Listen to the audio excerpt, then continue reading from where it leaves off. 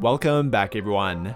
The Milwaukee Bucks are without a doubt a top tier contender, but they're certainly not perfect, and with only 3 weeks to go until the trade deadline, they should definitely be looking to make a move. Now, the tricky part for them will be finding a balance between improving their team, but not shaking it up too much to avoid hurting their team chemistry. And with them currently having only one tradable first round draft pick, they cannot afford to make a bad move, which will really put a lot of pressure on them at the trade deadline. And in my opinion, their biggest needs are number 1, a bigger 3-and-D wing, number 2, more scoring ability on offense, number 3, more reliable 3-point shooting, and then number 4, to simply get younger. You can argue about the order to put those in, but I think we can all agree that they would benefit by addressing one of, if not all 3 of those needs through a trade. I mean, they are really hurting right now on the wing, between their injuries and simply not getting the production that they're hoping for from a few different players. That should be the number 1 thing they focus on at the trade deadline. And in today's video, we're going to take a look at 5 trades that could help them with their needs, with each of them getting progressively harder to pull off, and therefore requiring them to give up more as well. Before we do that though, I would genuinely appreciate it if you could take a brief moment to drop a like, subscribe to the channel if you have not already, and hit that notification bell to never miss out when I upload a video. Without further ado though, let's dive right into it. And coming in at trade number 1, we have a deal with the New York Knicks, which would include George Hill, Jordan Nwora, and 2 second-round draft picks being dealt for Cam Reddish and Svi Mykhailiuk.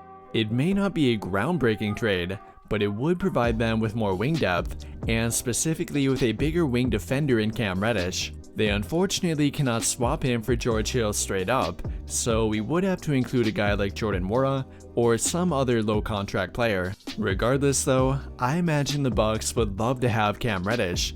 In fact, it's currently being reported that they're trying to get him, and whether or not that actually happens, it would make sense for them to target him. Cam Reddish is currently available for less than a first round draft pick. He is a solid defender, and then would help them with their wing depth. Now, he would not really help them with 3-point shooting, nor with reliability on offense in general, but they can hope to get everything here.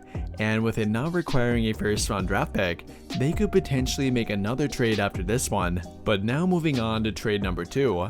And here we have a deal with the Detroit Pistons, which would involve trading Grayson Allen for Alec Burks. In my opinion, Alec Burks does everything that Grayson Allen does, only he does it a bit better. Whether we are talking about scoring, 3-point shooting, playmaking, or even playing defense, he is simply a step above Grayson Allen. Now, he would not be a huge upgrade over him, but he would be an upgrade nonetheless, both in regard to talent and likely fit as well. For one, he is significantly bigger than Grayson Allen. He is taller, heavier, and stronger than Allen on the court, which would help balance out their wing depth. No matter what way you want to look at it, Alec Burks would be a very good fit for their team, and I believe he would be worth trading Grayson Allen for. I mean, they should obviously avoid overpaying for him, but throwing in a second-round draft pick would not be that hard to swallow, and especially if Alec Burks can maintain his current rhythm. But now moving on to trade number 3, and here we have a deal with the Phoenix Suns, which would of course include Jay Crowder. I think we have all heard about this trade by now, but it would likely involve trading Grayson Allen, along with a couple of second-round draft picks for Crowder. Now, I am personally not a big fan of it, but I do understand the logic behind it. Crowder is a bigger wing player, a solid defender, and then has plenty of playoff experience.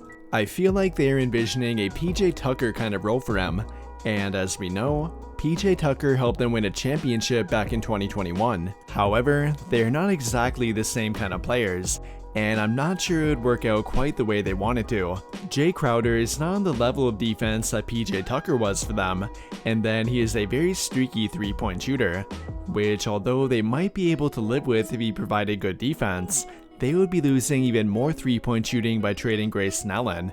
Again, I'm not a huge fan of them trading for Jay Crowder, but it would address a few needs for them, and if they could get him for a good price, then maybe it would be worth it. But now moving on to trade number 4, and here we have a deal with the Washington Wizards. This one would include Grayson Allen, George Hill, and a protected first round draft pick being dealt for Kyle Kuzma. Our first trade that would include a first round draft pick, Kyle Kuzma could be worth it. There have been light rumors connecting him to Milwaukee already, and it's really not that hard to tell why. He would of course fit their need for a bigger wing player, but he would also provide them with a big boost on offense, more rebounding, and then added youth as well. The only problem here would be the fear of losing him through free agency. Kyle Kuzma owns a player option, and has given every indication that he will decline it to become a free agent. And if the Bucks feel like they cannot retain him, then they should obviously avoid trading for him.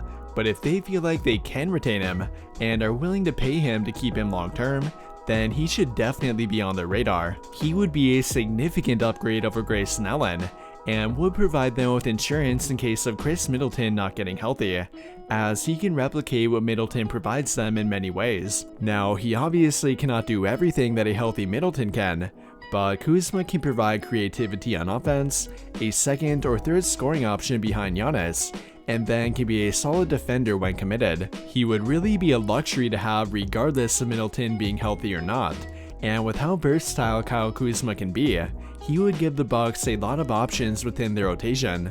But now moving on to our fifth and final trade, and here we have another deal with the Detroit Pistons, which would involve dealing Grayson Allen, Joe Ingles, George Hill, and a protected first-round draft pick for Bojan Bogdanovic and Isaiah Livers. If they are looking for more offense, and specifically from a bigger wing player who is available through trade, then it would be hard to overlook Bojan Bogdanovic.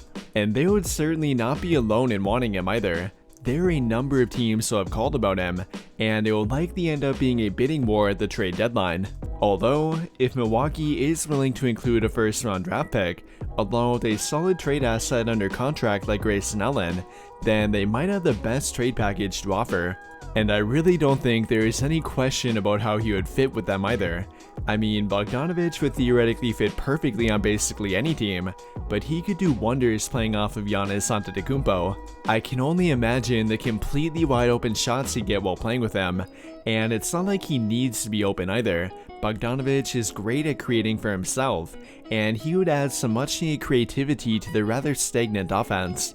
Now, he would not provide the defense that the other trade targets might be able to, but he would definitely be the best and most efficient player on offense. To wrap everything up here though, I believe all 5 of these trades would benefit them, and if they are hoping to improve at the trade deadline, then they should definitely take a look at a few of these players. With all of that being said though, what do you guys think?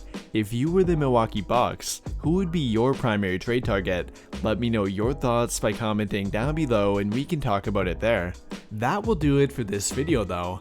Big thank you to those of you who took the time to watch until the end of this video, and until the end of all of my videos in general.